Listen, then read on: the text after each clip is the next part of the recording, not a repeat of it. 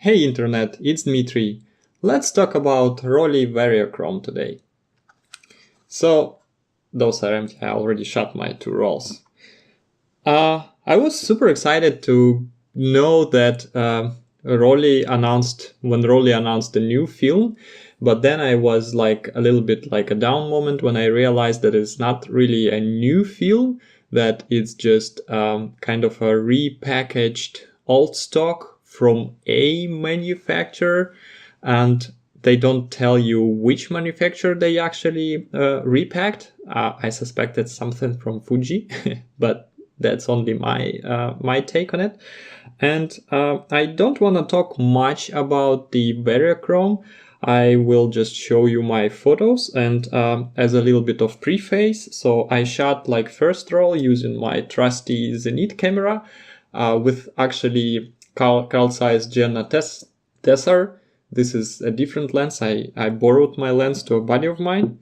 And the second roll I shot using Canon AE1, using mostly 28mm lens, and also for some shots I used 50mm lens 1.4. Let's first talk about the film itself. So I don't know if you can see, but the clear base is not that clear. It has kind of a pink tint to it, and it makes it warmer, the whole look of film, and I kind of like it. But then let's talk about the property that they tell it has. So they claim that you can shoot it like from 200 and up to 400, and doesn't really matter. You don't have to adjust the development process. And it will just work. So from my experience, it's not exactly the truth. So of course you can shoot it 200 and you can shoot it 400, but you should keep one thing in mind. So as you will see from my photos, first roll I shot at 320 as DX code suggests, and the second roll I shot with 400 and also a couple of shots on 200. So from my experience with that roll, when there is a lot of light in a scene, you better off using 400. And if there is not enough light and the overall scene is more like a dark in the shade, then better use 200. So let's say when you over 200 and the scene is lit, then you most probably will just blow out your shot. It will be overexposed by at least one stop. And the other way around, if your scene is, let's say, underlit, if it's kind of a shade and everything is, there are not so many specular highlights, most probably it's gonna be underexposed by at least one stop. So that's my experience. Vario. You can shoot it 200, you can shoot it 400, but as I said, from my experience, 400 for the very well lit sense, 200 for like not so lit sense. So without any further ado, let's look at the pictures.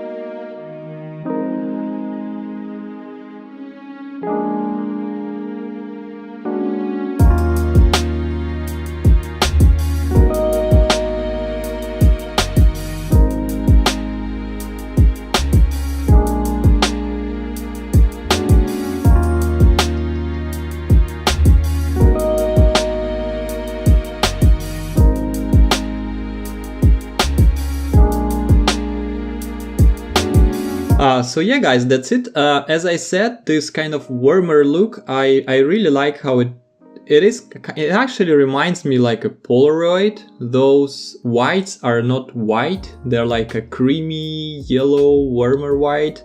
And it reminds me of Polaroid a lot, at least in terms of highlights, in terms of white. And yeah, I don't know whether I will buy this film or not because of this challenging exposure experience. So you should not only be careful with your exposure, but you also should be really aware about the scene itself. So you should switch your exposure, like your light meter, from 200 to 400 and like back and forth. And actually shooting 320 doesn't help much. You still can like overexpose a lot when the scene is lit, and you still can underexpose when the scene is like a darker scene. So that's pretty much it for today's episode on Rollei Variochrome. Yeah, please let me know what do you think about the film. Have you tried it? Are you going to try it? Let's speculate a little bit which film stock it could be, if it's Fuji.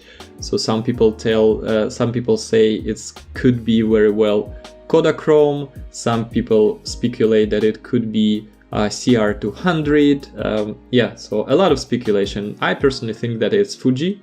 Yeah, because Fuji seems like to going out of the film business, and they just sell the stock they have. So yeah. That's it for today. Thanks for watching, and I see you next time.